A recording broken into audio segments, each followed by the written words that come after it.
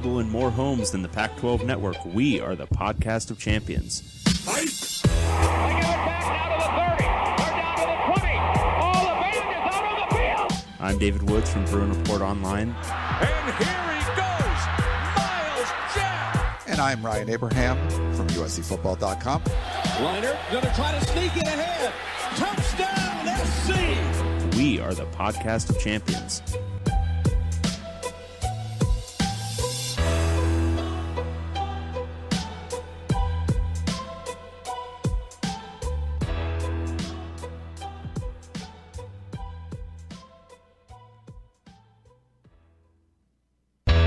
Now available in more homes than the Pac-12 network, we are the... Hello. Welcome, everyone, back to the podcast of champions. I'm David Woods from Bruin Report Online, the UCLA site on the 24/7 Sports Network. And I'm Ryan Abraham from USCFootball.com, the USC site on the 24/7 Sports Network. And together, we make the podcast of champions. Talking all things Pac-12 football, at least for another year or so. But that's what we're doing. That's what we're doing today. Dave went with the who was the guy? The painter guy that would God, they made a movie about him. Bob Something. Yeah. It's great. We're the podcast of champions. And we got to talk I love how your energy just can't stay low. It can't. Hard. You gotta raise some octaves. I was at the gym at 5:30 in the morning, Dave. Mm-hmm. I had a dentist appointment that was finished a little early, which is nice. You know, sometimes you go in, there's like cleaning and also the dentist comes in. And then they're like, X-rays. "Oh, we found something we need to fill. Can we just do it now?" It's like takes a long time. Only cleaning today, nothing else. I got out of there quick. I almost bought donuts on the way over. I should have did that, huh? But I kind of feel guilty coming from the dentist to doing that. But yeah, I've had a busy day already, and now we get to talk Pac-12 football, which we love. Still a little spring practice stuff going on. UCLA, the only straggler, springing it into May. So we're going to get an update on that. We got some, more rumors about the Pac-12 media rights deal. The Caesar Sportsbook put out the odds to win the league. So we'll talk about that. Stanford is at one end, as you can imagine. But we'll talk about all that kind of stuff. And if you have any questions or comments, we got a bunch of questions that were emailed in. So thank you very much. Some Disney princess ideas for Coach Prime and some other ones. But Pac12podcast@gmail.com is our email address. Or you can call or text us at 424-532-0678. No voicemails or text today, but you can send us one, and we'd be happy to play it. You can tweet us at Pac12 Podcast. And the website is pac12podcast.com. More importantly, it's great wherever you're listening. If you're listening on Apple Podcasts or any of the podcasting platforms, that is awesome. Leave us a 5-star review if the platform allows it. Some kind of rating, especially on Apple. We love that as well. Dave, do we have any new reviews? No. So get in there and review it. We have a ton of useless people out there listening to this. Right. But so those are listeners. We also have live viewers on our YouTube page. So we're No, we love you. It's the listeners we hate. But they're listening. Either. I love you. Do we really hate them? We got a bunch of people watching live on YouTube, so thank you for doing that. Please smash the like button, hit the subscribe, that little bell notification so you know when we're going live or we put up a new video. So we appreciate when you do all of that kind of stuff. We have a really important question that we need to get to right off the bat here. We do? Yeah, from Johnny, the most recent question right there. Oh, hold on. So let me put up... Oh, let me see. Well, the first... Oh, so not Scott. He wants that can come later, but Johnny's is something we need to settle right now. Let me put that. Okay, I'll put Johnny's up right now. I haven't looked at it yet. Okay.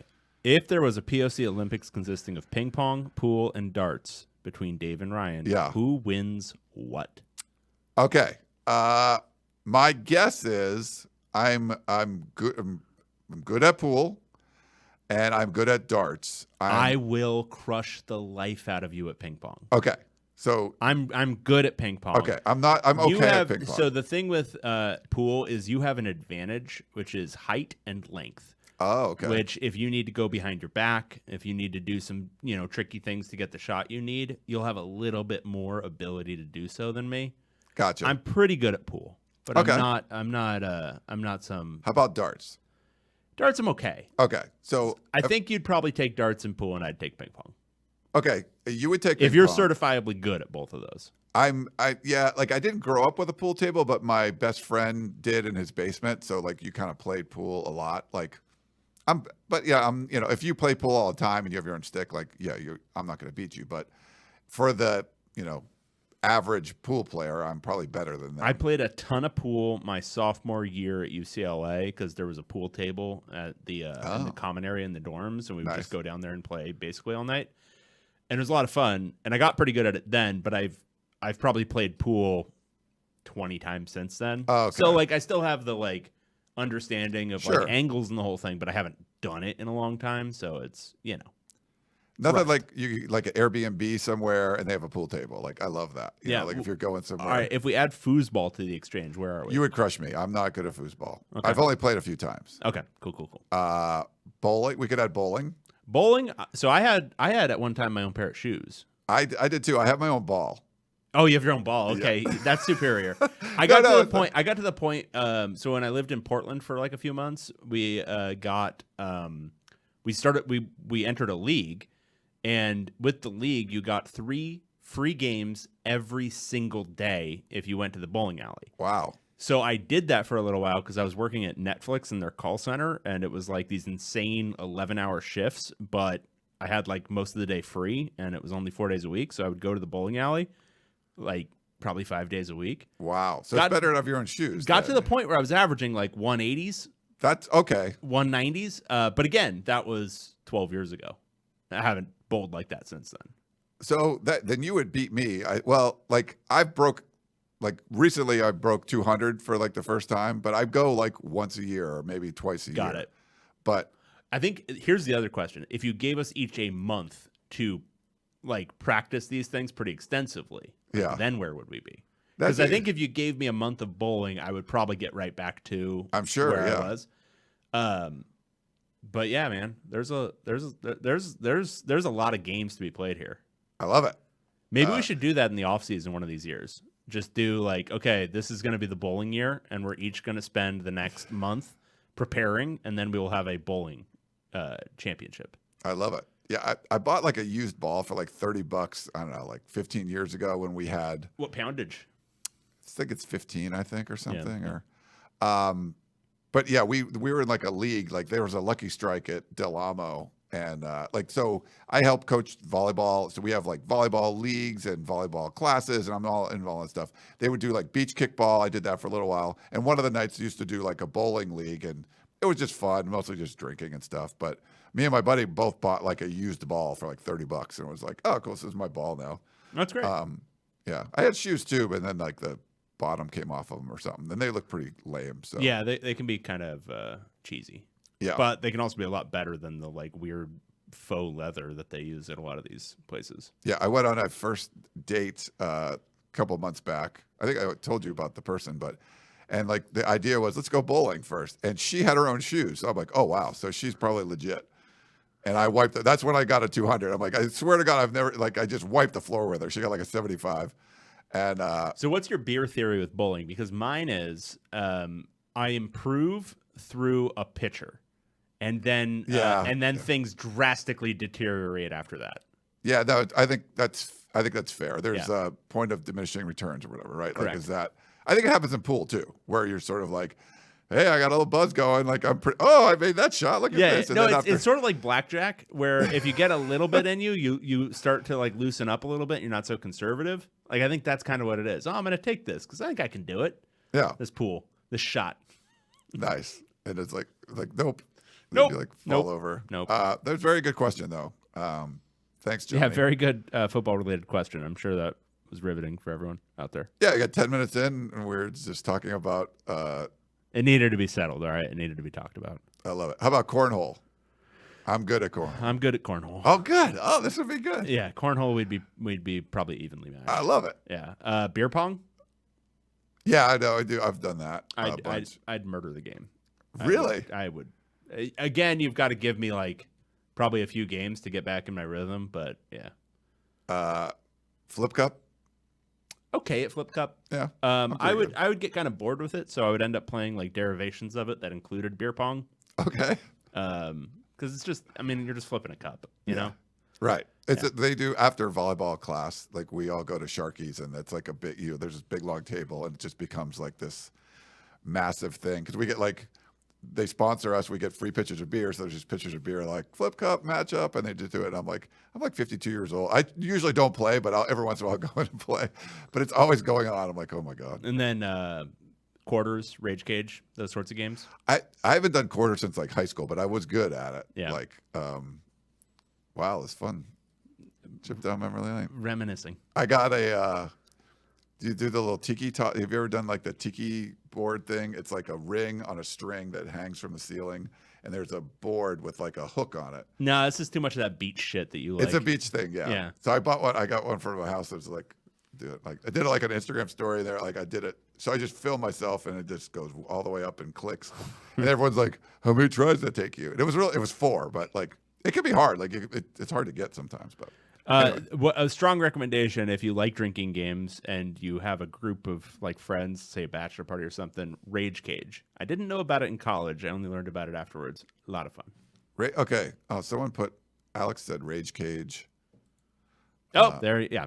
Alex is a connoisseur. He understands. Gaucho Ball. I'm not sure what that is. I'd have to check that out. Yeah, you should Google Rage Cage. I'm not going to explain the rules here. It'll get really, really boring. Oh, it's a lot is it already boring or no? No, but it's basically a skill game with ping pong balls where you're trying to bounce them into cups, but the cups stack as you go, around, and so it becomes progressively harder and harder. And if the person behind you gets theirs in the single cup while you have the big thing of cups, then you have to drink.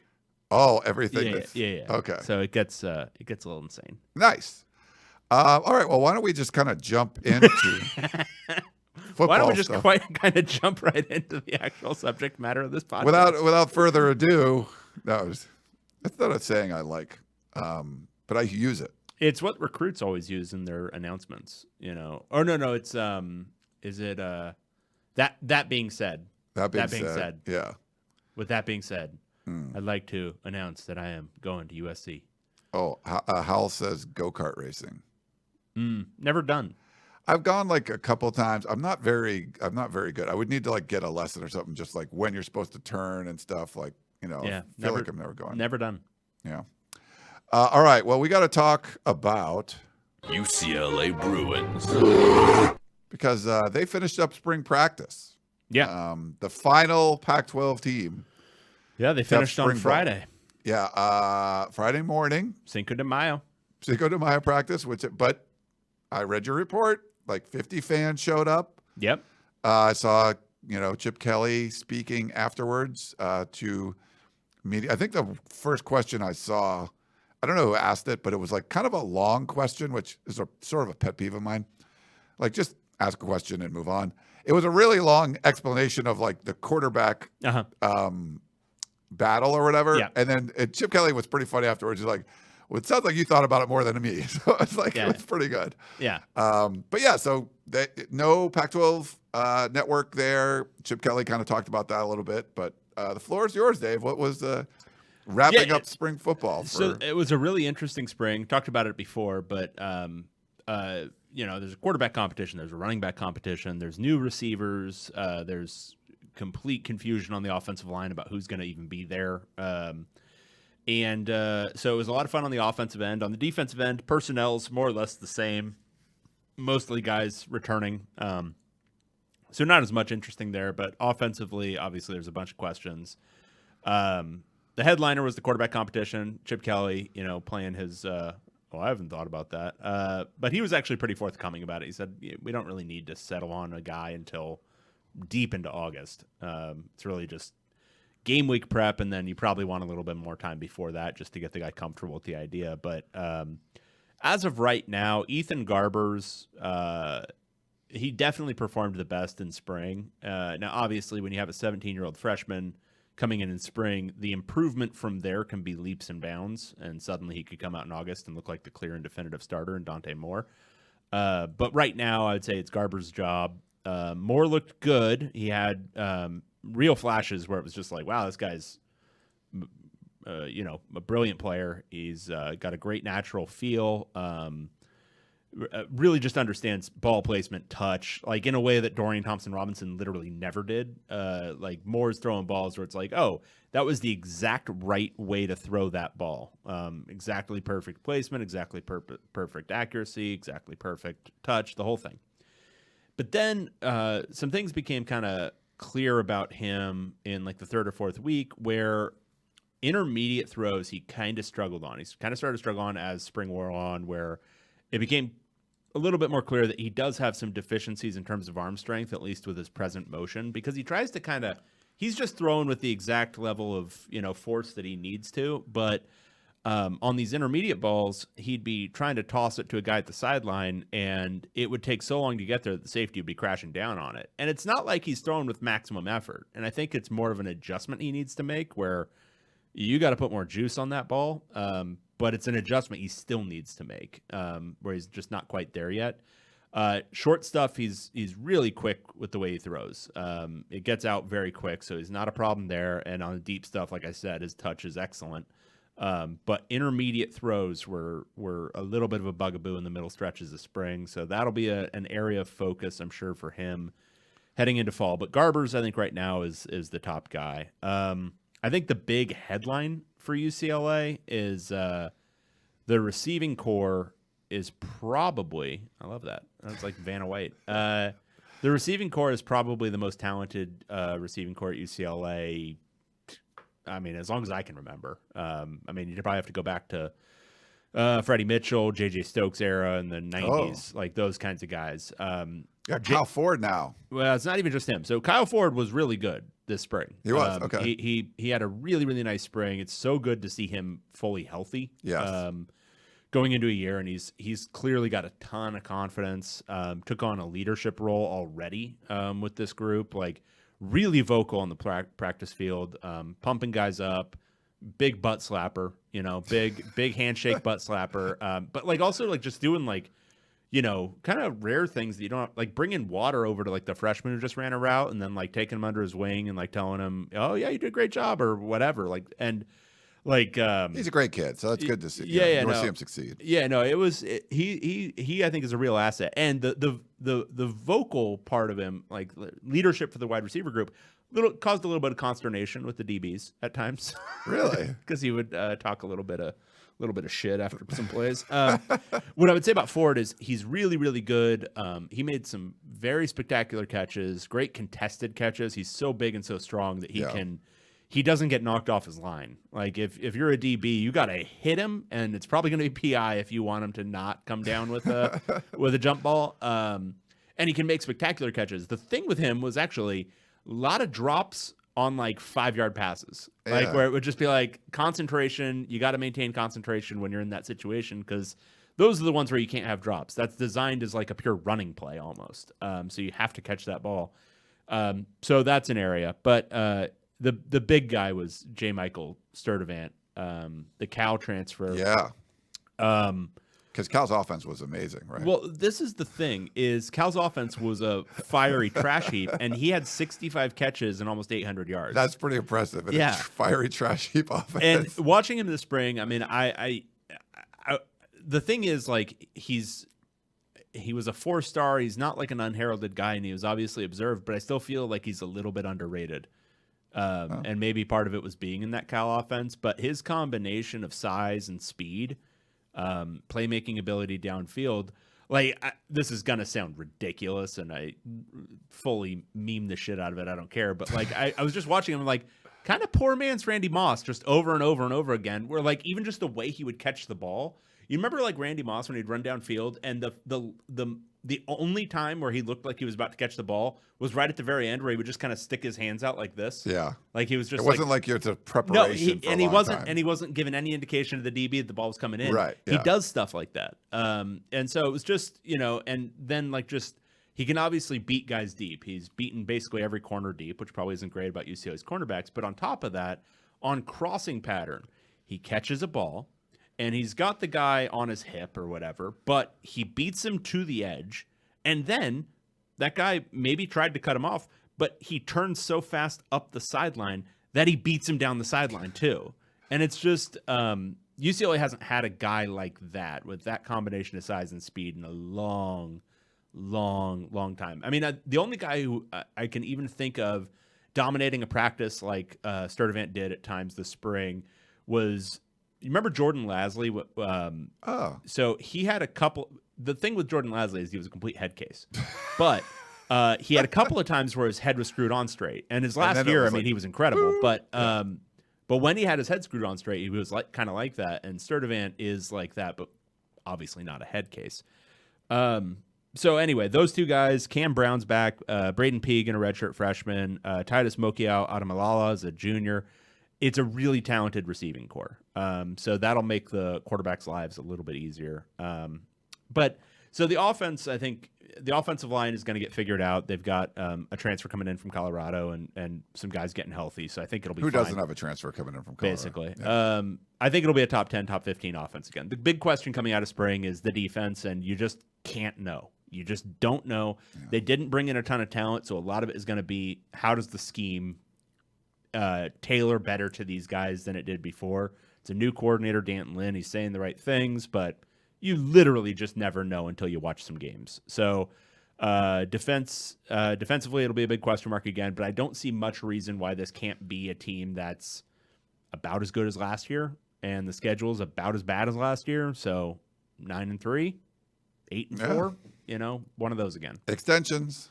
I mean, the thing is, nothing that's going to get Chip Kelly fired. That's for sure. Yeah, heading into Big Ten schedule year one. So, all right, curious. And, the odds makers, we can kind of talk about that. Caesar Sportsbook came out with a list of all the Pac-12 teams and associated odds with them for winning the conference. And we'll see kind of where UCLA lands in all that. So I thought I would go over that because it's kind of interesting. I know you had it up on the front page of Bro.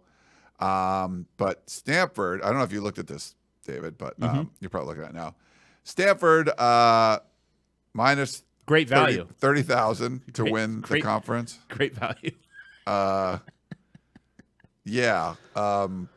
It's, if you put a couple bucks down, you can make some serious cash, All right, so why don't we do this instead of reading them all off? Well, okay. So anyway, Stanford minus 30, ASU minus 15,000, Cal minus 7,500, Colorado minus 6,000, Arizona minus 5,000, Washington State minus 2,500, UCLA minus 1,600, Oregon State minus 900, Utah minus 600, UW minus 350, Oregon minus 280, and USC minus 180.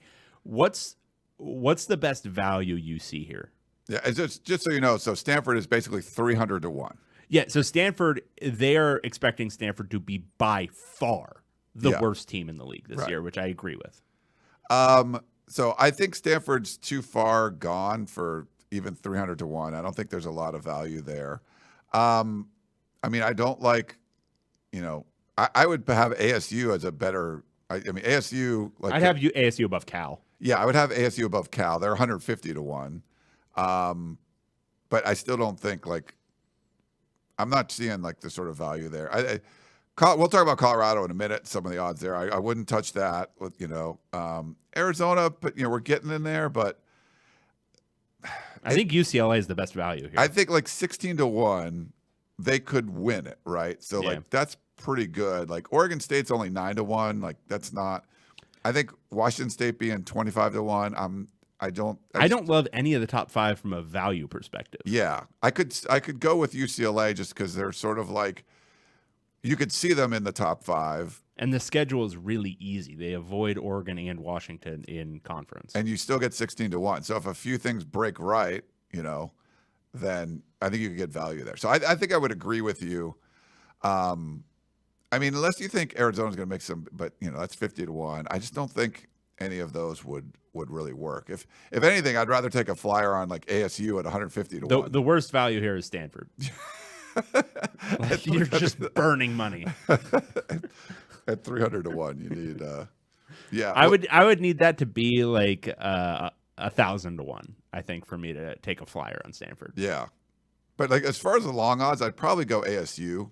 I don't know, just because crazy things can kind of happen. Yeah, no, so with the new coaches, there's definitely some variability potential. I don't think ASU or Colorado can do it in year one, but Colorado's pretty bad value too. 60 to 1 feels horrible. Which is weird. So John Ewing tweeted this out, and I wanted to share it with you. So 8.1% of the bets to win the college football playoff, this is from BetMGM, are on Colorado. 8.1%, sixth most of any team. They are like 250 to 1, essentially, to win the playoff, which seems like not enough value, right? Like, I don't know why all this money is coming in on Coach Prime to like win, but holy cow, like it just seems kind of crazy. Yeah, I don't think it's way too overblown, and it's being baked into the odds now. Because Colorado will be better this year, but if they do get to bowl eligibility at this point, given everything they lost after spring, I know I was kind of banging that drum beforehand, but given what they lost after spring, I'd be shocked.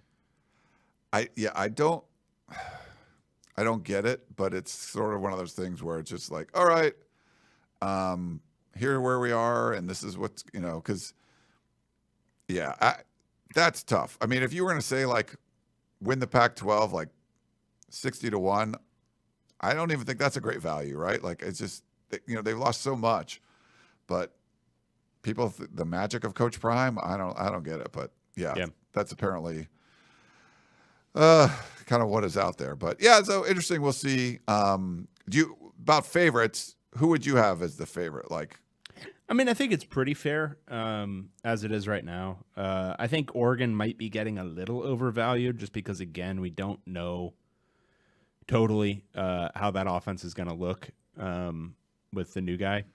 I kind of might have Washington over Oregon. Yeah, I kind of might too. And Utah, honestly, Utah minus 600. That's just given the history there, it's like, is that undervalued? But that's a fair point. Like 2-time champs, like you're going to get 6 to 1 to win the conference. Like I probably would. They would be up there as far as like where I'd put some bucks. Yeah, I mean USC I think is the clear favorite, and it could maybe even be a little bit clearer than it is right here. Like I think you could put Oregon and UW and Utah all in the kind of same areas. Like I don't know. Minus 300, 400, and then have USC as like minus 150 because I think they are the clear favorite this year. It would take, I mean, you don't want to say it, but like they've got a returning Heisman winner. They've reloaded at so many positions. The defense has a lot more talent. It would take this is genuine, serious. It would take like Alex Grinch actually being as bad as a lot of people say he is for them not to be significantly better than they were last year when they, they're basically a Caleb Williams hamstring from winning the conference, right? Correct. So if his hammies remain healthy, I think they're the overwhelming favorite. Yeah, as long as he stays healthy, they'll probably be fine, but outside of that, then I think anything can kind of happen. But they need to get even how bad they were on defense, they still almost won it. It's like, so if they're better on defense, then maybe you don't need as much from Caleb Williams. But I don't know. We'll see. Yeah, you've written these all as minuses. These are pluses. Yeah, I don't know. That's what just was. Whatever. It was in the thing. I think it was in the article like that way. Haters gonna hate. Yeah. But yes. Yeah. It's free Taiwan. Thanks, Free Taiwan. Yeah, I don't know. That's where the article had it. Maybe just the article I copied from, they had it wrong or something. But it should be plus 30,000. 300 to 1. We said it correctly as far as 300 to 1 stuff goes. Had you so more kind of rumors? I know you love I love rumors. Oh, is this that crap you retweeted from like I have a YouTube show the other night? Monty show. They're it's like a legit show. Okay, again, you say this thing, but the Monty show is did you even retweet it? Where is it now? Oh, okay, there it is. I think I retweeted it, yeah. He has so first he's a guy who bought a blue check. He's paying $8 a month. You really hate that to Twitter. When people buy the blue checks. 2, he's following almost 2,000 people and is followed by 6,475. He has 200 more followers than I do, and I follow 143 people. Okay. He has no information. None. Zero. He has a source. He's making things up. So should we not talk about it? No, please, let's talk about it. His sourcing said that ESPN was still in a deal, so that's good for the Pac-12, but they had a cap of like $90 million for what they want to do. Okay. The Monty Show says this. This is from the Monty Show. Good. I'll do some more research on the Monty Show, but I think I've been on the show. I think that's why I follow them, because I've been on the show before. Yeah. Back in the day, I did. Was it DK and PK? Like I did Utah, Salt Lake City radio this morning. But yeah, I don't know. But anyway, he's saying that the presidents do not want their tier 1 games, so the most popular games, to be on streaming only. And so the big thing was that has eliminated Amazon, and Amazon wanted like a Friday primetime window with one of the better games, and the presidents were not willing to do that. Which do you remember when actually kind of makes sense. You remember when Dennis Dodd reported literally a week ago that ESPN was out? ESPN was out, Yep. and then and he's a legitimate reporter from CBS, but one who we've noted is literally just regurgitating whatever he's hearing from a Big 12 source. Yes. And then literally that same day, it was refuted by a million other outlets. Yeah, there was like 2, but yes. I guess my point is nobody knows shit. Nobody knows a goddamn thing. They're all regurgitating shit they've heard from random people. And until something gets announced, we don't know. You know what happens when there's nothing gets announced for a long time? Like there's a void, right? Yeah. There's a void of information, and it's going to get But filled. you've had these idiots on Twitter, and I'm not saying YouTube the Monty Show blue check is an idiot. He has tweeted 117,000 times. There's a lot of tweets. But I'm not saying that's an idiot. I'm not saying that. I'm not. But there are those idiots who have just been posting on Twitter relentlessly since like July of last year with their fake information. It's like, do you remember right after Trump was elected and there were all those like resistance libs on Twitter who were making up like just fake bullshit conspiracy nonsense on Twitter all the time? Yes. Like, oh man, they're gonna, and like the following the like Robert Mueller investigation and all that kind of stuff. And it was like this, it was like this cinematic universe going on that was like this self-contained thing where if you were outside of it, you're like, that all sounds insane. But it was like something that everyone enjoyed Once you're following inside. along inside. Yeah. That's what this feels like. That MH Ver 3 or whatever, that guy who's posting on Twitter all the time about this stuff, the one from the Big Ten who's always doing this the stuff. Minnesota fan? Yeah, the Minnesota fan. He started his own YouTube show, What is too. it, like Genesis 58 or something? I don't know. There's all these different things, and they're all full of shit. They all are, but we all just keep sharing their tweets for some reason. Ryan keeps retweeting them from our account. And I'm saying that as somebody, who has a friend of a friend who said Colorado and Utah were going to the Big 12. But I presented that in exactly the way it deserved, which is I have a friend of a friend I don't know who said this. Have you These followed people up? are not saying anything because they're getting it from their random bullshit brain. They're not getting it from anyone else. Did you follow up with your friend, by the way? Yeah, he said it's still happening, but who knows? Okay. But no, it's good. But that's friend of a friend. Hold on. That's where do we got? Yeah. Friend of a friend says Colorado's still leaving. Who knows, man? I love it. Nobody knows. None of these people know. I do like the Sports Business Journal guys. They have a cool podcast and stuff. They seem to be somewhat dialed into things, I would say, sourcing wise with in the business world. They were reporting, so it's similar. They're saying ESPN isn't chasing the Pac-12, but they would do a deal if it works out for them. They're just trying to be opportunistic. So I'm sure. Do you know what that is? That is logic. But that's obvious reporting that has all of the right language for something that feels true, right? Yes. Because a lot of coulds or a lot of, if this thing happens, maybe. No definitive shit. You want to know why? Because there's nothing definitive right now. True. Like, do you think the Monty Show would have it first if Amazon was like, nah, we're out of this shit?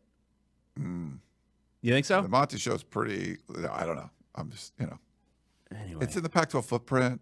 Yeah. I've been on the show. I'm like, they must know what they're talking about. Plus, we can talk about something. We need content, right? I love content. I love content production. You love content. It's my favorite thing about our industry. Did you read Wilner's latest content? Maybe. It's about the Comcast mess.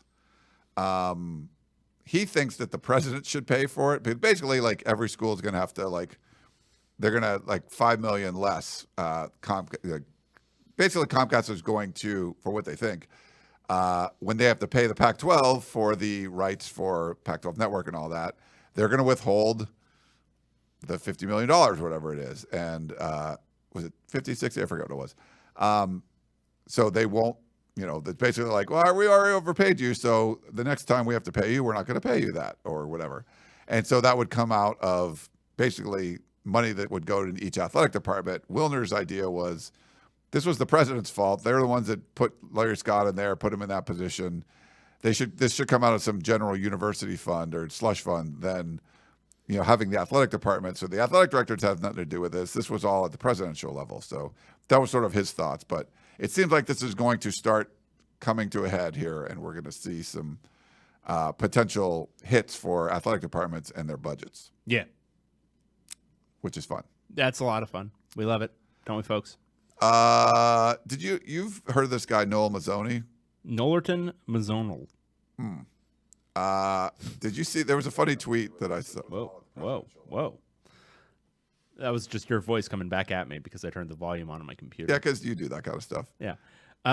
Yeah, he's going to... Did you see this? He's going to be the offensive coordinator for two different high school teams who could potentially meet at some point this season if they both make the playoffs and meet at that point, I think. I don't understand this at all. Chaparral and Higley. They play on Friday nights, too, I think, both of them.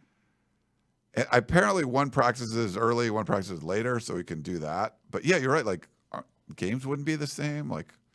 He was a offensive coordinator in major college football. So the only thing I can figure is this may be like an AI sort of situation where he's not actually going to be doing any of it, but he has sold his offense to both of these schools and is going to help train the person who's going to call the plays while never leaving his couch. That's the only thing I can figure, because knowing Noel and then also knowing he's sold his offense, he sells it online, the End Zone, if you want to go look it up. Maybe it's something like that. And then he'll do the practice training, but somebody else is calling plays on Fridays. Interesting. Okay. I don't know. Really, really insane though. Very crazy story. That is nuts, but a little Pac-12 flair there. There was a couple of scandals too. So I guess Jin DeLora, there was a sexual assault allegation when he was in high school at St. Louis High School. So obviously now he's the quarterback for Arizona. They settled, and he had a teammate that was there with him at St. Louis who went to Utah. He's now a safety isn't he at Wisconsin? Wisconsin now, yeah. And I guess they settled this lawsuit, and there was some undisclosed amount of money paid to the alleged victim and all of that. But it seems like this is now behind. I don't think Arizona's doing anything. If you remember, DeLora also had some DUI charges that ended up getting dropped when he was at Washington State. But they were just sort of reading some of the Arizona Reporter tweets about this. But it doesn't seem like it's going to impact the season at all, but that was just something that was out there. I don't know if you saw that, Dave. Yeah, I did see it. Obviously extremely gross. If he was not the starting quarterback for Arizona, he would be off the team. These are facts. Obvious facts. Apparently, if he was not the starting quarterback for Arizona, he would be off the team already. It's probably true. He had to write a letter of apology for the alleged sexual assault that happened. Here's the thing: the details were not good. I won't say it's one thing to be accused of sexual assault and another thing to be very credibly accused and having to go through this entire process. Because in a lot of cases there isn't a difference except the profile of the victim. Because a lot of accusations of sexual assault do not get to the point that this one is. But the fact that it has gotten to this point means there is some credibility behind the accusation. Let's be real about it. And if there is, he shouldn't be playing college football. I'm not saying he needs to go to prison. I'm not super carceral. I don't think that's the answer to everything. But he shouldn't be a high profile athlete for a school right now. Yeah, it's gross. Eddie also pointed out he punched a teammate during a game. That was he punched. Look, and I'm not it's not one thing related to the other, but there are a lot of things about Jaden DeLore right now where if he was not the starting quarterback for a football team, he would not any longer, not only not be on the team, he wouldn't be a student at the university. So I think it behooves us all to be honest about that fact. Whether you want to say, well, we don't know for sure, all that kind of stuff, fine, if that helps you feel better. But if this was walk-on receiver X or, final guy in the depth chart Y, he wouldn't be on the team anymore. Yeah, I think you're right. Yeah. There's also been a couple like gambling issues. So it started. Where was the first one? It was Iowa. No, was it? It was it Iowa baseball? It was a baseball one. Oh, LSU, Alabama baseball. Sorry, Alabama baseball. They were playing LSU, which is like one of the best teams in the country. The weirdest. It's just such a weird scandal. Some guy in Ohio is at the Cincinnati Reds, like the stadium where you can bet. Betting's legal there. He's in line to like make his bet. He's on the phone with the head baseball coach at the University of Alabama, whose ace pitcher on Friday night isn't going to be able to go. Bets it two different ways. We don't know how much or whatever. That bets LSU, was already would have been favored anyway, even if the ace was going, but almost loses. It was like ended up being like 8-6. But wins the bet or whatever, and the odds weren't even great. Like the money line was pretty terrible, but somehow within minutes, like they know that something's up because no one, I think it was FanDuel, like nobody at all. Some of this reporting come from The Athletic. I guess nobody bet on this game at all. So there's all these checks and flags and things that electronic, like so they can find out like, oh, did you just open an account and you made this weird bet? Or there's nobody betting on this game and you are. They kind of know right away. And they somehow figured out from security cameras that he was talking to the head coach of the Alabama baseball team. I don't know how. They fired the baseball coach, and it was just sort of like this crazy thing. And to me, this is like, hey, the system works. Like, it's not easy to cheat this stuff. If you're going to, like, cheat, this was some obscure bet, and they figured it out, right away. But now, like, Iowa, a bunch of sports in Iowa and athletes from different sports were caught up in a scandal. Iowa State was as well. There have been a few more, but I don't know what your thoughts are. Like, I'm not anti-sports gambling. I think it's okay, but I think that they have, there's real. They take basically they figure something out is wrong. They take the game off the board. Everybody knows, and it's just like, I think this is a system in place that it's going to be really hard for this to work. If you're going to be some college kid trying to cheat this, you're going to be some head coach of a team that makes $500,000 a year trying to cheat this to win $1,000 bet or something. Just seems pretty dumb. But I feel like the betting world is good at figuring out when stuff isn't right. But I'm kind of curious if like the NCAA has to come through and make some more new rules or something. With this, because now like it's becoming such a big part, and it's hard to do rules and regulation about something that is becoming increasingly legal around the country. So I'm pretty with personal like freedoms and stuff. I'm usually pretty marijuana should be legal and all these different things should be legal and yada yada yada. Sports betting and gambling in general, and I'm a big fan of both. I like doing both. Should both be heavily regulated and restricted. It's a societal ill. It's heavily tied to addiction. People can much more than not much more than it's being addicted to alcohol can be very similar, but in terms of what it can do to your life. But this can take people who are otherwise, people doing their thing and, lose all of their money. And because people don't have a sense of scale, because they don't have an understanding of, okay, how quickly can I lose this money? And it's like on your phone now. Live too. It's not even like you're putting like $100 bills in it. Is there was a proper amount of barrier to sports betting, to gambling in general. You had to go to a place. You had to either go to an Indian casino, or you had to go to Vegas, or you had to go to Atlantic City, or you had to go to New Orleans, or one of these places where there is some sort of municipal or state government allowance for that. But now it's becoming something you can do from your couch while you're watching a game, and it ties into, especially with sports gambling, it ties into this like real emotional pig-brained element of people. Like we've talked about it before, but like fandom is a very weird thing. Like it is something that makes otherwise intelligent people behave very I mean, it's kind of a charged word, but tribal, like very like this is my thing and you're against it. And that's why people get killed at sporting events because people, their brains stop working correctly. Tying that to something where they could lose all of their money is, well, it's something that we're doing for profit and people are convinced it's a good thing because they don't have a problem or they don't think they have a problem.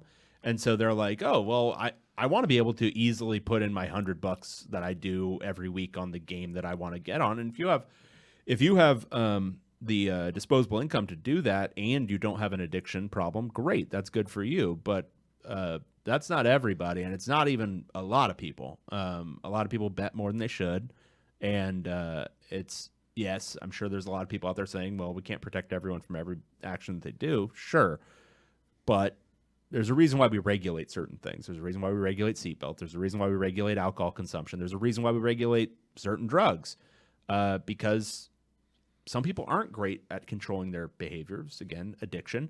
And our job as a society is to, as much as we're able, try to help those people. And it's not making gambling illegal. It's not making sports betting illegal. But should it be that easy? Should it be so friggin' easy that you can lie signing up for it or whatever, and you can be a 16-year-old betting on stuff, or at 18 when you're a certifiable dumbass? Like, think about how many 18-year-olds you know. Think about you at 18. You were dumb as shit. Yes. Should you be able to bet on anything? No. God, no. At 21, I shouldn't have been able to bet on anything. Like, I had no disposable income. I went to Vegas and lost like $800. That's $800 that was like, it's like I had to sell an organ to come back from that. And so, no, you shouldn't be able to do any of that stuff. Making that really easy, all it really benefits is people with really disposable income who can do whatever they want, and the companies and the casinos. And fuck companies, fuck casinos, right? Are you with me? So next time there's a thing to make gambling illegal, just vote against it. If you ever go to like the racetrack, Gambling it's kind legal. of funny. I think I said gambling legal. You said illegal, I think. Anything to make it legal, just vote against it. Okay. It's becoming legal in many states. Alabama's not one of them. California's not one of them. But if you go to like a racetrack, like I like going, I don't know, maybe once every couple years I'll go to one. You like seeing horses die? No, I mean, I'm not a big into horse guy, but like you go to Santa Anita and then you like look at the program and like, ooh, that's like a 10-1. I'll bet that one to place or something. I just like doing that, $10 or something, like I'm not betting a lot of money. It's just like you said, disposable income. It's kind of cool to just have it there. You could do it if you want, but you definitely look around and you see people that are trying to like make rent, like they're trying, like, I need to win this race. I need to go to the track because so I don't get evicted. Like, well, it's the people who are bad. like, oh, if I keep playing long enough, if I keep playing the pass line long enough, I'll eventually double it up. I'm gonna start low and then I'll eventually make back my nut here. And then I'll be okay. But you see people doing that, like going down a well of despair whenever you're at Vegas, at the racetrack for sure. And it's just like, look, I mean, it's ugly, man. That's there's, yes, personal freedoms. That's our friggin' doctrine in this country. But goddamn, we don't need that. Like, we don't need people being that able to ruin their lives at the drop of a hat. Like, the precarity of life is already so shitty. Like, you can walk down the street and get hit by a fucking bus, and it's so easy in the United States because there are no goddamn bike lanes. But that's a side note. But shouldn't there be like a little bit of protection for these people? Like, shouldn't you feel like, you know what? It would be kind of bad for X percentage of people to just lose their livelihoods simply because it was really easy to do it from their phone. Like, I mean, we can do that, right? Like, we can figure that out and make the right decision here. Yeah, your convenience on betting on the Colts or whatever might be a little bit less, but you will also be protecting countless millions probably from losing their shirt. Yeah. Bring it back to college sports. Well, if you go to, like, if you're a student athlete that's one messaging. The messaging has been clear from the NCAA about betting and all of that. So it's one of those things where they've always tried to keep the integrity of the sport as an important part of this. There's been point shaving scandals and things in the past and all that. Andy Staples had a funny, he's like, if you want to point shave in football, like it's a little harder. Like basketball, you had the Donaghy guy, like was doing overs and unders, and he was the referee, kind of like calling more fouls to like influence the game. His theory was interesting on football. He's like, you get to the long snapper, and you could do it like a couple snaps over somebody's head, like on a punt, like that's a safety. You could really like change the game just by having the long snapper screw up a little bit. I'm like, oh, that's kind of interesting. But it's pretty clear in these locker rooms about what you can and can't do. What they might say is like, hey, if you're a student athlete, you can't bet on the NBA. Because I think that's what was going on with the Iowa stuff. There was betting on other sports and things. So I'm curious to see what they do. They're probably going to pass something because now there's, sponsors of athletic departments, that have official sports books associated with them, things like that. Like it's becoming a lot more prominent. All the TV money you're getting, the TV broadcasts are talking about the odds. They're talking about the betting lines, everything. But I think they're going to have to come up with some rules that basically like, hey, if you're a student athlete, you can't bet on college sports or something. Like maybe you can bet on the NBA or what, but you can't do that. So there's going to be something, and there's already, I think, a bunch of rules in place, but it'll be curious to see like what they do, especially as more scandals pop up. Yeah, and they will. Yeah, they definitely will. Yeah, but I mean, again, go back to judgment. Before the age of 25, everyone's a fucking idiot, and everyone in college athletics is under the age of 25. Right, but it's sort of like sometimes you have a good system in place, like the people that run the sports books. There's a lot of. And I don't think they could have done this 10, 15 years ago. Now, like what was it, Bringing Down the House? There was a really good book, and I think they made a movie out of it where like the MIT kids would come, count cards, go to Vegas, and they would have this elaborate sort of scheme where you had one Bringing big Down better. the House was a movie starring Steve Martin and Queen Latifah from 2003. Maybe that's not the right one. It's a romantic comedy. That was the wrong one. Something with the house. It was the MIT kids that were like that was the counting name cards. of the book. The movie was 21 or The Last Casino. Okay, but the book was called that, Bring Down the House, I think. The inside story of 6 MIT students who took Vegas for millions. Right. Also 2003. Released in 2003 as the book, opposite Bringing Down the House, starring movie. Steve Martin and Queen Latifah. Interesting. Do you think there was confusion at the time? Maybe there was. Well, yeah. which piece of content am I consuming right now? I thought I was going to get the book version of this cute romantic comedy starring Steve Martin and Queen Latifah, and instead I'm getting the inside out of card counting. Yeah. But it was a true story. And even then, there was like casinos would make calls. And so if they were trying to run their scam in one casino, it wasn't a scam, it was just like basically counting cards. But essentially, you have card counters for a table. Like if there's some amount of decks, and depending on what cards have come out, the deck could be good for players or bad for players. So you would have people at different tables counting, just betting normal. When they get a good deck, so okay, now for the next like 15 minutes, this is going to be a positive deck for players. They make some kind of signal, and then the whale comes over and bets big on that table. So they're basically, you have like people that are out there feeling out these different tables, just betting regular amounts, but they would make a signal to one of the people that have a lot of money. They might come in and act like, hey, let's put a bunch of money down. And not that you're going to win every time, but you're now betting on a table that's in your favor instead of betting on a table that's, not. So anyway, it's kind of interesting, but they would figure it out, and they would identify the people, and they would make calls to the different casinos. And they couldn't do it anymore because they were called out. They were now like you can do this in minutes. Like it's all electronic. You can figure this stuff out just the way a bet is placed. Just no one's betting on this game. Why is someone betting here? So I think there's a really good system in place to catch a lot of this. So that's good. I don't want to see like this over sort of regulation or whatever. But Scott said 21 is in the movie. Kevin Spacey. Yeah, Spacey was like the professor that, yeah. Anyway, it was a good book. I like the book if you want to check it out. Is it on your shelf? I bet you it is. I bet it is. I'd have to look. Yeah. I'm not sure where. Because I have a bunch of gambling books. Yeah. Yeah, you got Doyle Brunson's Super System over there. Is he still alive? I don't know. Texas Dolly? Texas Dolly. Yeah. Let's see if he's alive. All right. Well, why don't we? I think that's all we got. Why don't we take a quick break and we'll come back and answer some questions. He is still trucking. He's 89 years old. Nice. I don't know if he plays. I used to watch poker like a lot. I'd watch. I watched it a lot when it was doing that thing like 20 years ago. Yeah. Yeah.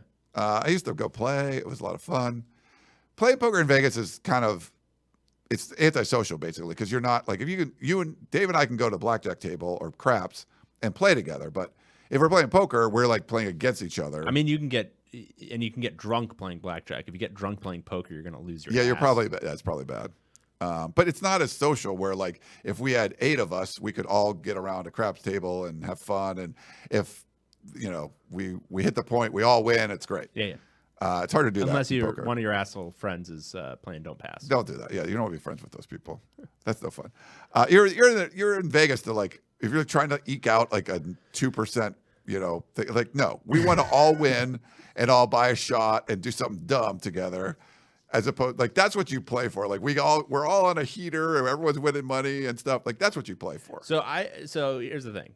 You want to go to break, but I'm gonna Okay. get this in here because one of the good things about a lot of people get scared off when somebody comes to the table playing Don't Pass. They're like, "Nah, I'm not doing this anymore. I'm walking away. Fuck this guy." Yeah. I breaking that guy when he comes because first of all, the only people who play Don't Pass have a huge bankroll. Like they've got a bunch of money, and suddenly you're in this oppositional situation where you're like, no, I'm gonna break you. When you do that, and that person who's like always sober, like always just like the least fun person you've ever met in your life, when you break them and they get just steaming mad, it's so good.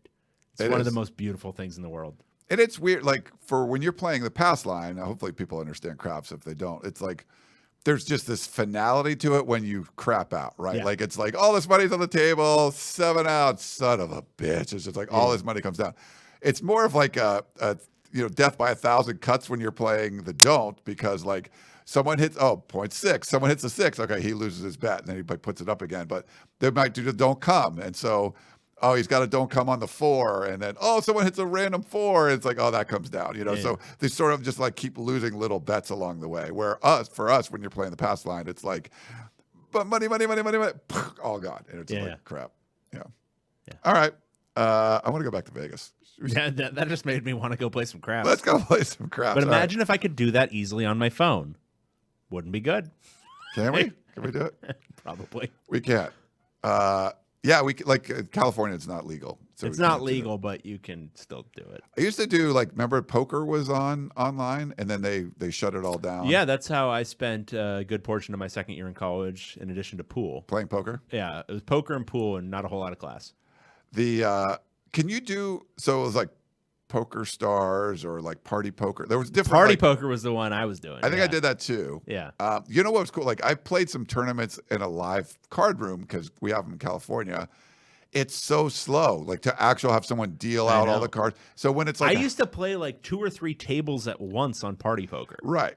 But if you're like live, so say the whole point is you're trying to, if you're better at it, you want to get as many hands in as possible. So in a live poker room, if it's a half hour before the blinds go up, like you might only get like 6, 7 hands and the blinds are going up and you're like, holy cow. So it goes up fast. So you kind of have to like push your money in, you have to take chances where you could wait around more on the online stuff because you're getting a crap load of hands because they could just instantly deal. Boom, boom, boom, boom, boom, boom. And then they would have like, there was apps where you could, or not, they weren't apps at the time, but they would be like, it would like data mine like the players you're playing against, and so you could say like, oh, that guy is a rock, like he's he never, if he's opening, don't get in, you know, or this guy opens every pot, and so you could kind of feel out for that, so if they're super loose or super tight or whatever. Yeah, no, it's all about tight aggressive, baby. Tight aggressive, yeah. We should gotta play. We should get a game going. We should get a POC game going. That would be fun. But so the point was, it's like Party Poker, or any of those still around where you can do it in legal gambling states that it's legal now? Because we couldn't do it here. I don't know if any of those are back that you could do it.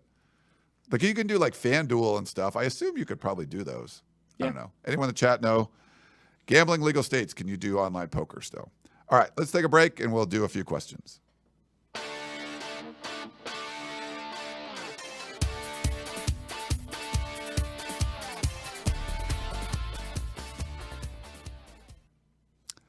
All right, we're back here on the podcast of champions.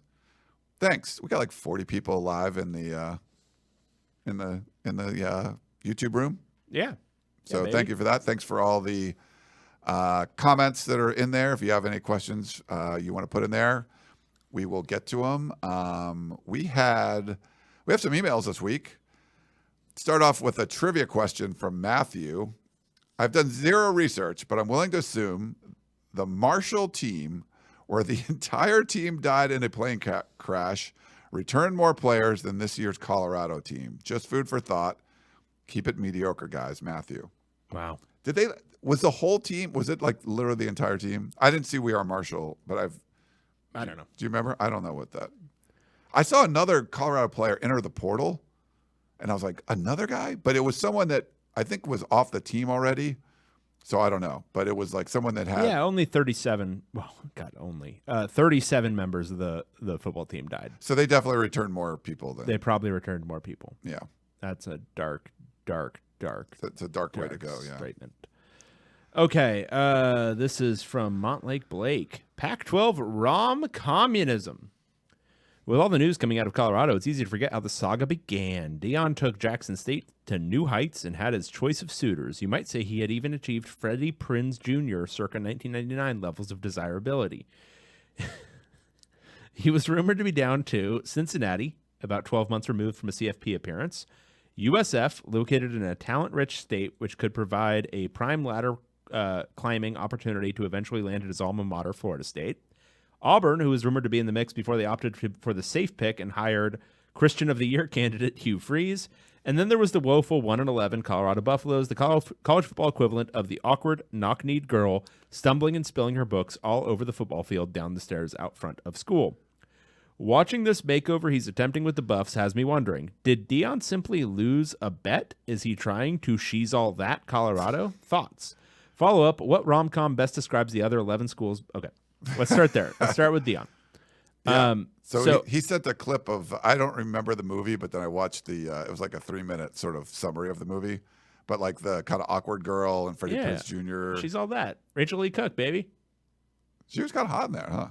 Well, that was the whole thing, where she starts as like the nerd who's just like literally the only thing that's not like supremely movie star attractive about her is that she's wearing glasses. Right. And then she takes off her glasses and suddenly everyone's like, oh my God. She's put up her hair or whatever, yeah. So anyway, but his point about Deion, the thing that Colorado had that none of his other suitors had, because Auburn wasn't truly a suitor because they opted for Hugh Freeze, is it's a Power 5. And so in theory, it has access to the playoff in a way that Cincinnati and USF, I mean, I don't know. Are they going to in the Big 12-ish era? Maybe. But they are currently Power 5, Colorado. He's probably thinking I'm a short timer.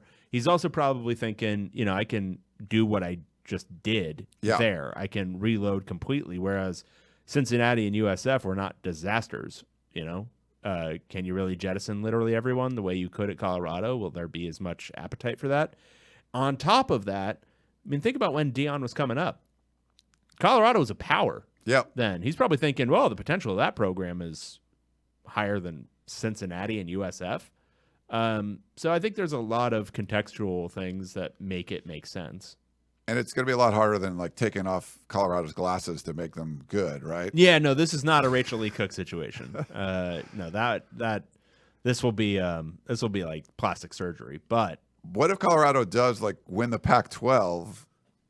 Does Colorado go off and like try to hire somebody else? Because like she went to the prom with somebody else or something, right? I don't remember the movie, man. It looked like that was the thing, like that he brought her up and then she went with like the dickhead to the prom or something. But then he came back and I don't know, whatever. But yeah. That wouldn't happen in college football. And then he said, follow up, what rom-com best describes the other 11 schools' most recent coach hires? Very much kidding. Thank you. Keep doing whatever the hell it is you're doing.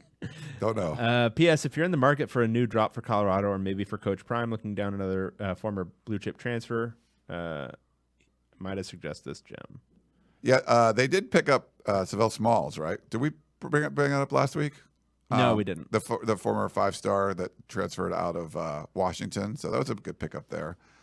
I don't know what the drop when I clicked the link was the She's All That video.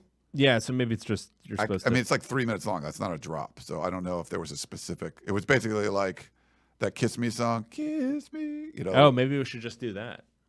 So maybe just a piece of that Kiss song. me, I'm by the beard and Marley. Exactly. Yeah. Swing, swing. It's basically that. It's like a video to that whole song. It's like shows clips of the movie. But he also has a Ted Lasso thing. I believe in communism, communism. That is. That's the. But I don't know. There's no audio associated with that. What the hell is the bearded barley, by the way? Bearded barley. The line is "Kiss me out of the bearded barley." Nightly, beside the green grass. So I'm assuming this is a farm or something, right? But what is bearded barley? Maybe it's barley that is about to be Not shucked, not it trimmed. it could be, it's about to be harvested because now it's got a beard on it. I have no idea. That would just be a guess. Do you have to Google bearded barley now? I think I do. God damn. Yeah. Do you want me to start the next one? Or you No, wanna- just hang on. Okay. Okay. Someone in Bearded chat barley. Oh, knows. we got important. Okay. Bearded barley may be just a mistake in the transcription of the lyrics in the song "Kiss Me" by Sixpence None the Richer, from pearled to bearded barley. Yet if it is indeed bearded barley, it refers to a wheat-like plant which has overgrown and is ready for harvest, allowing a couple to take some comfort behind. Boom. But it could be pearled barley. So what would that be? I don't know. Bearded barley. What is pearled barley? Pearled barley is barley. Are you that not has been- impressed that I said it was like harvested barley? I mean, we can all figure that out. Did you? Yeah, sure. Pearled barley is barley that has been processed to remove its fibrous outer hull and polished to remove some or all of the bran layer. So, interesting. This is interesting because if it's bearded barley, it means one thing, and if it's pearled barley, it means the exact opposite. Like, it means barley that has been Already nurtured and cured and harvested and smoothed. It's been smoothed. Right. So you don't want to be kissing by the pearled barley because that's like in a process area But somewhere. maybe that means you're the inside. bearded barley is like outside, Yeah, but you're flowing in the outside. wind. There could be mosquitoes. There could be lots of things. But if you're kissing by the pearled barley, you're inside. You're near the pantry. You can get a snack afterwards. It's more romantic to be out by the barley, like the green grass. There's no green grass in the pantry. Yeah, I So mean, there. I guess speaking to this, she also says the next verse, I think this kind of figures it out. It is bearded barley because she says, "Oh, kiss me beneath the milky twilight." Now, I would never describe twilight as milky. Right. That seems odd. What's the name of the group again? It's like a weird Sixpence None the Richer. Sixpence. Okay, yeah. Strike up the band and make the fireflies dance. Silver moon sparkling. So kiss me. Were they one-hit wonder?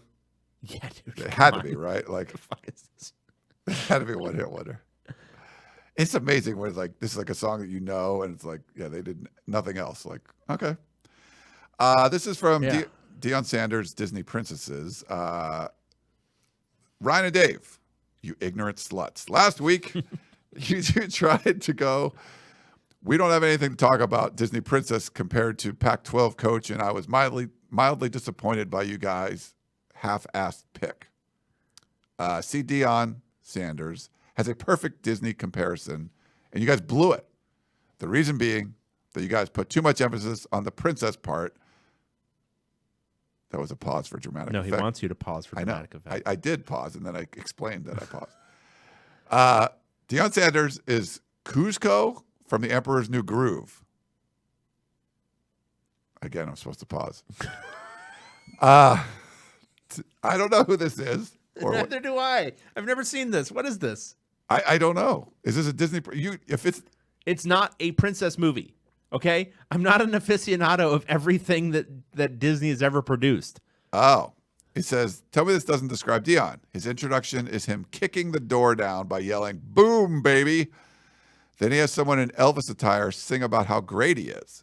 Then he goes on a journey that humbles him a little bit. Kuzco has an assassination attempt and Deion almost dies in a car crash. Oh, he almost died in a car crash, yes. Finally, the journey takes him to the big city to living in from the big city to living in the mountains. Still not convinced. If you remember during the theme song, it stops when Cusco backs up into an old man. Angered, that man threw off his glove. His groove. Angered that man threw off his groove, Cusco has security literally throw the old man out the window. Now, according to my sources, I guess it would be like the players, right? They're just as valid, as real as the sources reporting on the Pac-12 media deal. This exact scenario has happened with at least 3 different Colorado players who threw off Dion's groove. Thanks. I don't know the movie. It sounds great. Is it a Disney movie? Apparently. I don't know. It's not like, so it's from 2000. Okay. It's an animated slapstick comedy film. But it's not like it's Disney? Yeah, it's Disney. Okay. I was just thinking if it's animated and like that just gets lumped into Disney, but no. Yeah, no. Never heard of it. Sorry. I mean, I've heard of it. I didn't ever. Sorry, Richard. Sorry, Richard. My apologies. All right, next up, we got John and Brea. Ooh. Transfer portal time machine. Hello, Ryan and Dave. The transfer portal time machine is now open, allowing schools in the Pac-12 to go back in time and bring in one former player or coach as a transfer for the 2023 season. Which player or head coach would you transfer in from each school's past, which would greatly improve their respective team this year? Would Andrew Luck make Stanford a bowl team? Could Ronnie Lott get USC to the college football playoff? Is there any former Sun Devil that can help ASU compete for the Pac-12 title? Could Terry Donahue take UCLA to the Rose Bowl? You only get one time machine transfer per school, and the portal closes soon. Wow. It's going to be hard, though. It's very hard. I mean, I like who he said. Like, I'd probably go Andrew Luck or Christian McCaffrey for Stanford. Who would you rather do? I think I'd probably go Christian McCaffrey because I think he's the one who's least dependent on other factors like receiver talent, offensive line talent. Yeah. I think he could, make some things happen. Simply as a kick returner, he could probably score some touchdowns. He said Ronnie Lott. I'd probably go with like a linebacker, like a Junior Seau or something, because I think they need more help there than the secondary. Yeah, I think that would make sense for SC. Yeah, it's one of your defensive players from the years past. UCLA, who would you do? Would you do coach? Would you do no UCLA? I think it's somebody. Cade McNown. No, somebody in the defensive side. I mean, I think again you could go with one of the linebackers from years past. You throw an Anthony Barr on this team. Getting 14 sacks off the edge, that'd be a difference maker. Eric Kendricks at middle linebacker would be a difference maker. And that one of those all-star types in the front 7 would change the complexion of the entire defense to probably a top 50, top 60 unit. Okay. So I think that would probably be the pick. One of those guys. I mean, you could even go like Brian Price, defensive tackle, or Kenny Clark, defensive tackle. Kenny Clark would be good. Yeah. Just somebody like that. Let's do the Arizona schools. All right. ASU, like Jake the Snake, maybe. I mean, they got to. I mean, the thing with ASU is it's so unknown what they're even going to look like that it's hard to pick. You would just have to pick like who's their most talented player in history. Yeah. And who is that? I don't know. I'd be Jake. I'd go Jake the Snake. You'd go Jake the Snake Plummer. Go Terrell Suggs. Suggs could be. Yeah, I mean he's better. Yeah. All right. And then Arizona, like a Teddy Bruschi or something. Yeah, that'd probably be good. I mean, you could even Gronkowski. Gronk would be fun. One of those Arizona. I think Bruschi would be involved more. Yeah, probably. I love that. Like Dennis Erickson could be like 3. Like you could pick him 3 times if you wanted. Like 3 different schools he's been at. Oh yeah, absolutely. If you want to coach. Yeah, if you wanted to pick. I'm curious, like where would we do a coach? Okay, Utah. I mean, they like Alex Smith was amazing. He was like undefeated. Who are some of the studs? I mean, you could add like an Eric Weddle because you got versatility there. Other Steve Smith. Right. I don't know. I think there's options, but again, Utah doesn't need a whole lot. I think you'd probably go Alex Smith just because of Cam Rising's uncertainty for this season. Colorado, like Eric Bieniemy or something, or what would you? Colorado, I think, when in doubt, go Cordell Stewart. You could do Cordell Stewart. Yeah. Or Rashawn Salam, won the Heisman. Yeah. I think I would go Cordell Stewart, though. Yeah. Because he could just do so much. I would almost invariably go Cordell Stewart. Yeah. We did Stanford. About Cal. Aaron Rodgers. It's like Marshawn Lynch. Someone like that. I would probably go Marshawn Lynch. Really? Over Aaron Rodgers? Well, again, because it's not dependent as much. Marshawn's going to create, even in a shitty offense, he's going to create at the college level 5.5 yards per carry per game, no matter what. And he'll do it on high volume. Aaron Rodgers obviously was insane at Cal. And so if you can get him back, that'd be great. But I think I'd go Marshawn. Okay. Let's see. Oregon State. It's funny you could do Jonathan Smith. Well, that's the thing. It's Oregon State. A lot of they've had a lot of good running backs, but do they really need a running back? Right, they have good. Do they need Steven Jackson to come back? But if you did Ocho Cinco or TJ Houshmandzadeh or someone like that, Brandon Cooks, whatever. Yeah, yeah. I mean, if you could throw Houshmandzadeh in there, that'd be pretty awesome. I don't know. That's a tricky one because I think a lot of what they're good at is what they've been good at historically. Yeah. Yeah, give me Houshmandzadeh. Okay. Oregon. You want to go Heisman? You want to do Yeah, that's a tricky one. Because I don't know that they need Marcus Mariota would be obvious. Yeah, of course. But do they need that? But one of the defensive linemen. I mean, there you go. Haloti Ngata would be freaking awesome. Yeah. No, give me that. Okay. All right, screw that. You want to bring back Chip Kelly, though? No. I mean, if you could bring back Chip Kelly from 2009, maybe. I think that's what you would, right? Yeah. All right, Washington. Steve Ettman, maybe. Warren Moon. Moon would be pretty awesome. But they got Penix, so I don't know if you need a quarterback. I would go Ettman, I think. Yeah, I could do that. The thing is, when Washington was really good is not necessarily my wheelhouse. A lot of those early 90s, late 80s guys. He was probably the most prominent one. He wasn't finished high up in the Heisman, right? I thought so. Oh, yeah, I think so. As a defensive player. Okay, whatever you say. But that's what popped top of my head. I'm sure I'm missing a bunch of guys, but we obviously did no preparation for this, so this is just basically what Washington State's easy, I think. Drew Bledsoe, yeah. I mean,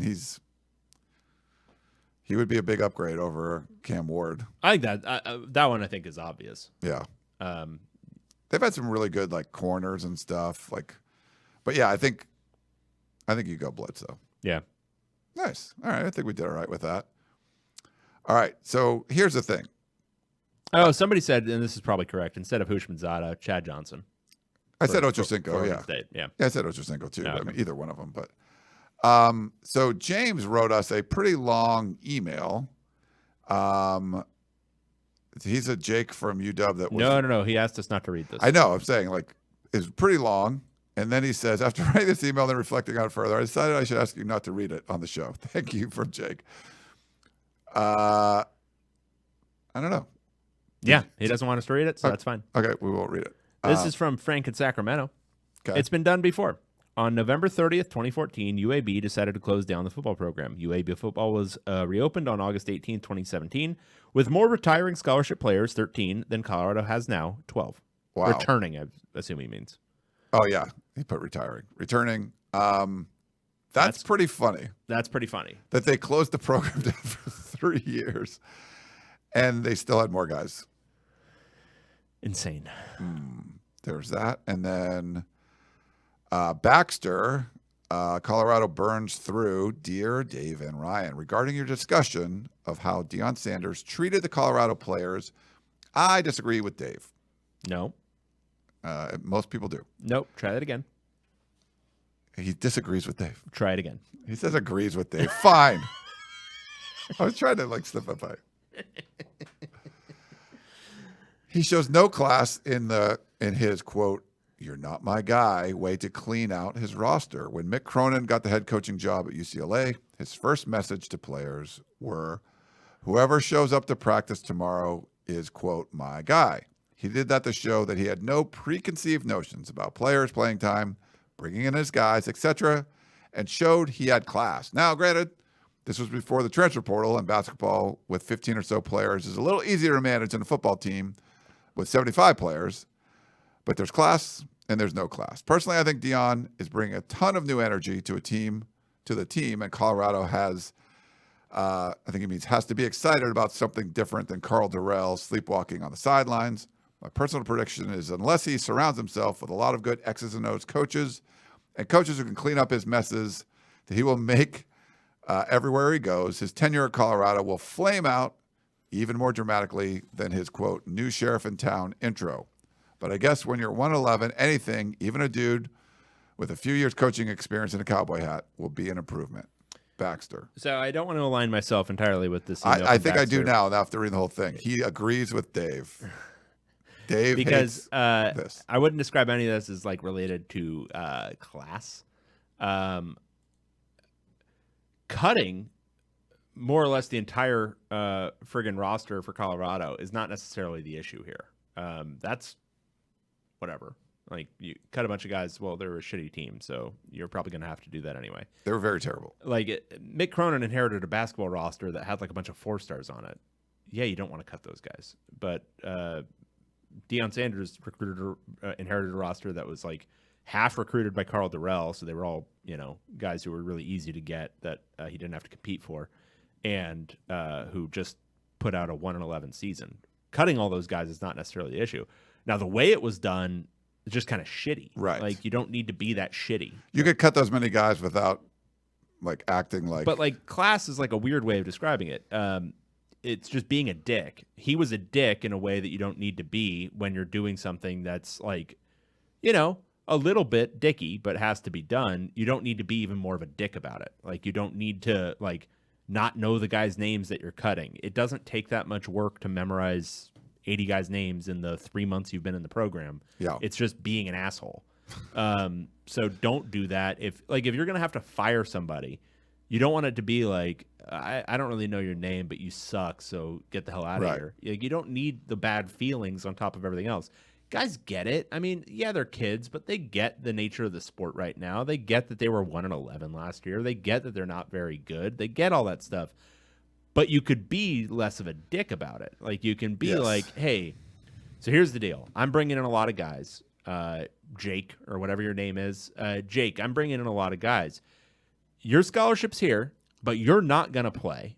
You're not even going to be on the scout team because I need better guys on the scout team. Now, that's not to diminish you. You can find a level to play at, and we're going to help you. We've got a bunch of support staff here who are going to make calls for you. But you can't stay here. And I'm a new coach, so I can't. You don't have to go home, but you can't stay here. You can stay at Colorado. You're just not going to be on the football team because I can cut you too. Yeah. But I want you to find a good spot, and I don't want this to be hard feelings. It's just the reality of the situation. And it's a blunt conversation, but recognize you know the guy's name and explain to him the situation, and then tell him you'll help him out. There's no hard feelings as much then. Or there might be, but at least you haven't, again, been a huge asshole about it. So I guess that's more my thing with how Deion reportedly treated these guys, know their names. The other part, I mean, I don't think you can take anything from this, except I think he has set himself a little bit further back on the rebuild time, because I think there was more wheat than chaff than 12 scholarship returners would indicate. You probably could have retained a little bit more and had a better leg up heading into this year. I don't think there was any need to cut whatever it ended up being, 50 scholarship guys, something like that. I think you got to a point, though, where if you're going to cut that many, you're also going to lose some guys that you didn't want to lose, because it's just like, I mean, it's too much. It's like there's too much there, and like, hey, I'm out of here. If you're one of 12 returning, you got to be like, I'm either the best guy on this team and it's obvious and clear, or I'm the worst guy and it doesn't matter where I go, I'm going to be the worst guy. Because if you have even a pulse, it's like, this dude is bringing in 60 new players this year, where am I going to fit into that if Yeah. I'm a returner? Like, he's going to prioritize his guys. So why would I even stay here? Yeah. So, like, for Montoni and Lamonius Craig, for him, I mean, they're bringing in a shitload of receivers. Right. So if you're Lamonius Craig, you're like, well, I'm pretty good. And I can go somewhere else. But I can go somewhere else. And also, I might have a better leg up with a different coach who is wanting me versus Deion Sanders, who's inheriting me. Yeah. So anyway, I think I don't think I'm still pretty bullish on Deion actually working out at Colorado. I just think it might take a little bit longer because of what he's done with the roster. Yeah. No, I agree with you. I'm not as down on this. I get it. Like you're 1-11 and you were lucky to win that one game, one of the worst college football teams ever. Band-Aids aren't going to help. You need drastic changes. Yeah. So I'm not going to be critical of like, hey, you need drastic changes. He's making drastic changes. Is it too much? I don't know. We'll see. Yeah. We got a late voicemail that came in. Hey, what's up, guys? It's Perk. I saw this question on the college football Reddit, the college football subreddit, and I was curious to see if it applied to your programs. One of the questions or prompts that was put on there was, what was the loss that really broke your program or changed the trajectory? And so I was wondering if, for your guys' teams with USC and UCLA, if there's a loss that you guys kind of look back on, or what the biggest loss was that you guys really wonder how would things have been different had the result gone the other way. Just kind of curious if anything sticks out to you guys. Thanks. For USC, UCLA, I mean, for USC, you could probably go like the Texas Rose Bowl, right? Where, you had a 34-game win streak or whatever, and you would have won another title. Probably that one. I mean, but there were some games after that too where they lost, like, the 13-9 game to UCLA. Like, do you go on and win a championship that year? But I'd probably just go the Rose Bowl. That's probably the easiest one for me. What would you say? Sorry, there was breaking news. Nutshell. What's the question? Oh, I just had some. There's some UCLA news or something? No, just a basketball thing. What? Oh, yeah. So it doesn't. Bronny James, was it that or no? No. Okay. That's gonna be crazy, by the way. Yeah. And they got Rodman's kid too to transfer. Yeah. There's only one basketball. This is Isaiah Collier dude. I guess he's good. I don't know. Apparently. Anyway, yeah. If change your there was a Reddit question. Mm-hmm. You could change one loss, like for UCLA. Like Miami 98. Miami 98. Okay. Yeah. Nice. They would have competed for a national championship that year. All right. Let's do a few chat questions and we'll get out of here. Scott says, I'm disappointed there isn't a nickname for POC fans. I put this up in the beginning. Do we need a nickname for the POC fans? Posers? No? Posers? Pockers? I said pockmarks. I don't know. Yeah, think about it in the chat, people. Let us know what you think. Come up with something good. I don't know. I'm down with anything. Do you like it when people call their I think it was what's his name? Jim Rome started calling his listeners the clones, and I think that sort of started that trend or whatever. Eddie, is Chip Kelly Maui stuck on an island? Chip changed the world and used to have magic, but is now a shell of himself. Is Dante Moore, I think, his magical fishhook, he means? A little confusing. What do you think? Yeah, I'm kind of... So... It's not worded very well, I think. I mean, I'm trying to get on board. So the magical fishhook for Maui is the source of his magical powers. It's like his ability to do certain things. Okay, this is like a Disney thing. But he had the hook, and then he lost the hook, and then he got it back. So it would have to be like, I think the hook would be going back to like a blur offense. But come on, he's not doing that, and also the offense is fine. So I don't know. I don't think it's a perfect analogy. Okay. And then we got one last one from Random. That's the YouTube name. Can the Washington schools beat the Big Ten teams again this season? So Washington has Michigan State, and Washington State has Wisconsin, correct? Yes. Okay. Washington's going to East Lansing, I think, because they played. Is that right? Washington's going to be at East Lansing, and then Yes. Wisconsin's coming to Pullman because Washington State went to Madison last year and got that big win. That was a huge win early in the season. Right. So Wisconsin upgraded their coach, getting Luke Fickell. Mm-hmm.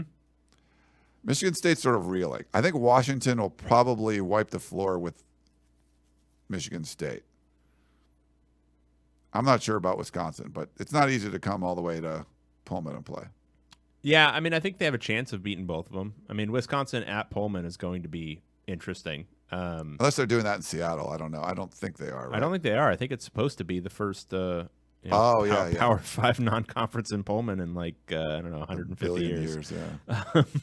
So, yeah, I think Michigan State should be not very good again. So I think Washington will have a really good chance in that one. And then, Washington State will be fine. And who knows if Wisconsin will be ready to go in Luke Fickell's first year. Yeah.